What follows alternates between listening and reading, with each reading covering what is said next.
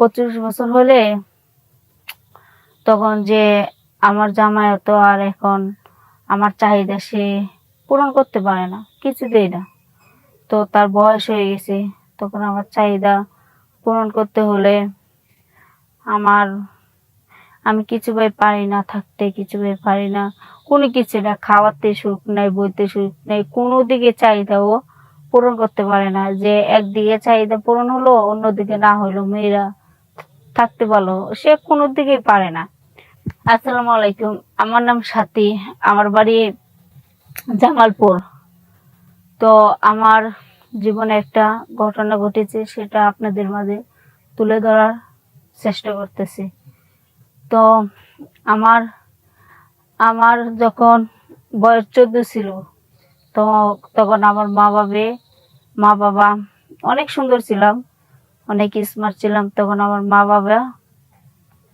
বাবা তখন আমার একটা 45 বছর ছেলের সাথে বিয়ে দেওয়ার পর এভাবে দিন কাটতে থাকে, ভালো কাটতে থাকে। কিন্তু সে যখন বাসরাতে গেল, তখন আমার অনেক কষ্ট হয়। 14 বছরের মানুষ, আমি তার সাথে মিলন করতে পারি না, তার সাথে আমি মিলন করতে পারি না। তখন সে আর বয়স্কর, সে আর থাকতে পারে না। তো আমি বলি, তুমি যে আমার সাথে থাকবা, আমার তো অনেক কষ্ট হয়, তো কষ্ট হলে আমি থাকতে পারবো না, যাও, এগুলো বলে। আচ্ছা, এই এমনি এমনি দিনকাল চলতে থাকে। আমার প্রতি রাতে ব্যথা ট্যাবলেট খেতে হয়। খাওয়ার পর এভাবে দিন আমার কাটতে থাকে।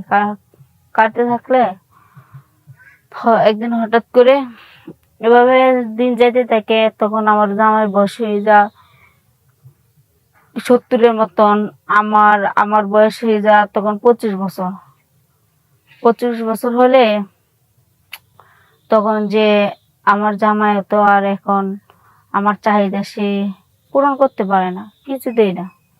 তো তার বয়স হয়ে গেছে, তখন আমার চাহিদা পূরণ করতে হলে আমার আমি কিছুভাবে পারি না থাকতে, কিছুভাবে পারি না কোনো কিছু না, খাওয়াতে সুখ নাই, বইতে সুখ নেই, কোনো দিকে চাহিদাও পূরণ করতে পারে না। যে একদিকে চাহিদা পূরণ হলো, অন্যদিকে না হলো মেয়েরা থাকতে পারলো, সে কোনো দিকেই পারে না। তো তার জন্য আমি তাকে তার কাছ থেকে সরতে সরতে আমি চেষ্টা করি, কারণ ওর টাকা পয়সা অনেক কিছু ছিল বিদায় আমার বাবা আমার যুবতী কালে ওরে 14 বছর বয়স যখন হয়েছে, তখন তার কাছে বিয়ে দিছে। তো বিয়ে দিছে টাকা পয়সা লোভে, আমার মা বাপে বিয়ে দিছে। তো যখন তার 70 বছর হলো, তখন ও আমার কোনো দিকে চাহিদা তার পূরণ করতে পারলো না। তখন তার কাছে আমি আস্তে আস্তে সরার চেষ্টা করি। চেষ্টা করার পরে আমি আমি আমার মতো থাকি, তার তার মতো থাকে। তো আমি ঢাকা এসে একটা ভালো একটা জব করি। জব করে আমার মতন আমি থাকি, ভালো মতো চলতে পারতেছি, খাইতে পারতেছি। তো একদিকে না পারলেও সমস্যা নাই। তখন এটা বুঝে আমি করতেছি, আমি বলে আমার লাইফ যে না সেটেল করবো, সেই জন্য আমি আর বাড়ি যাব না। বাড়ি থেকে টাকা পয়সা লুবে একটা 70 বছর বয়সের সাথে বিয়ে দিছি, তো আমি কেন বাড়ি যাব? এমন মা বাবার কাছে কেন যাব? ওদেরকে টাকা পয়সা বানিয়ে আমি দেখাই দেব। তখন আমি এই জিদ করে আসলে তখন আমি একটা জায়গা কিনছি। জায়গা কেনার পরে এটার মধ্যে বাড়ি করছি। বাড়ি করার পরে তখন মা বাবা বুঝতে পারছে, না, এটা আমাদেরই ভুল ছিল, কিন্তু মেয়েটার জীবনটা এভাবে শেষ করে দিলাম। যে একটা 70 বছর ছেলের সাথে বিয়ে দিয়ে আজকে আমার মেয়ের লাইফটাই শেষ হয়ে গেল। কিন্তু তখন যদি না বিয়ে দিতাম, আজকে আমার মেয়ে জায়গা কিনছে, বাড়ি করছে, গাড়ি করছে, কিন্তু আমার মেয়ের জীবনটা চলতেছে। মাত্র আমার মেয়ের বয়স হলো মাত্র 25-26 বছর। তো তখনই তো আমি বিয়ে দিতে পারতাম। আমার বাবা নিজের ভুলটা নিজে স্বীকার করতেছে, ভাবে, মানুষের সাথে বলে। তো আমি শুনি, মানুষ বলে তোর বাবার ভুল। এখন বাবা চিন্তা মানে বুঝতে পারতেছে, তো বুঝতে থাকলে আমার বাবা আমার বাড়িতে থাকে থাকে, কিন্তু কেউ কি চায় যে একটা টাকা পয়সার লোভে হোক, যেটার লোভে হোক, তার সন্তানকে একটা বয়স্ক ছেলের সাথে বিয়ে দেয়? পৃথিবীর কিছুই হবে না। কারণ একটা মানুষের একটা জিনিসের জন্য বিয়ে দেয়, সেটা হলো চাহিদা মেটানোর জন্য। সব দিকে খাওয়া পড়া ভরণ পোষণ সব দিকে চাহিদা মেটানোর জন্য এটার জন্য বিয়ে দেওয়া হয়। তখন পরে আমি আমার গাড়ি ঘোরার পরে আমার আমি আমি একটা তখন ভালো একটা পোস্টে চলে গেলাম। যাওয়ার পরে আমি তখন জব করার পর একটা ছেলের সাথে আমার তখন রিলেশনশিপে চলে যাই। তো আস্তে আস্তে তার সাথে আমি রিলেশন শুরু করার পরে এমনি মেসেজ টেক্সট করি, সে আমার কাছে আসে করে। পরে আমি বললাম, দেখো আমার আমার জীবনে এরকম একটা ঘটনা ঘটেছে, খুব অল্প বয়সে 14 বছরে। তখন আমার মা বাপে টাকা লুবে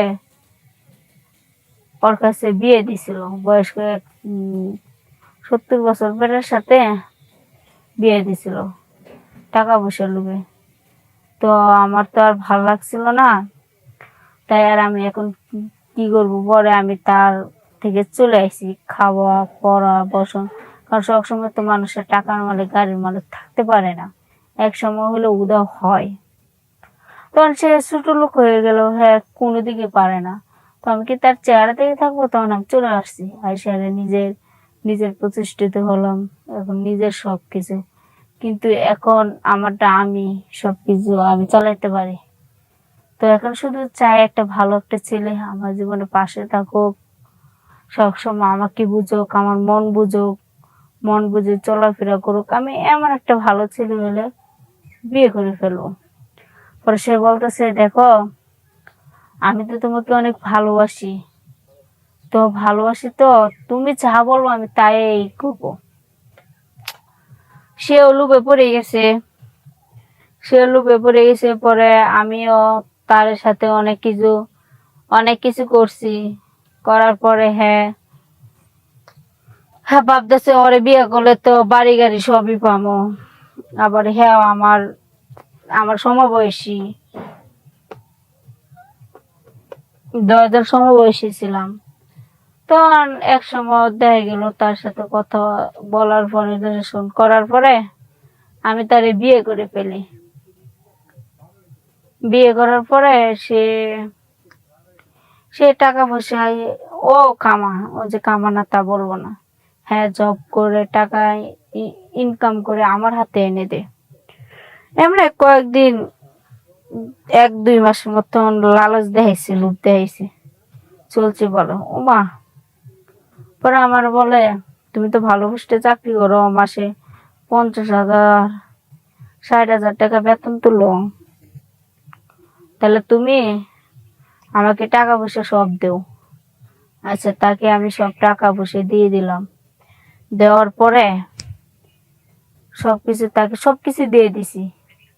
দেওয়ার পরে আজকে আমি গাড়ি বাড়ি সব দিয়ে আজকে আমি পথের ভিখারি হয়ে গেলাম। কিন্তু আমার মতন ভুল আপনারা কেউ করবেন না, জেনে শুনেও করবেন না। আগে ভাববেন, তারপর করবেন। আল্লাহ হাফেজ, সবাই ভালো থাকবেন।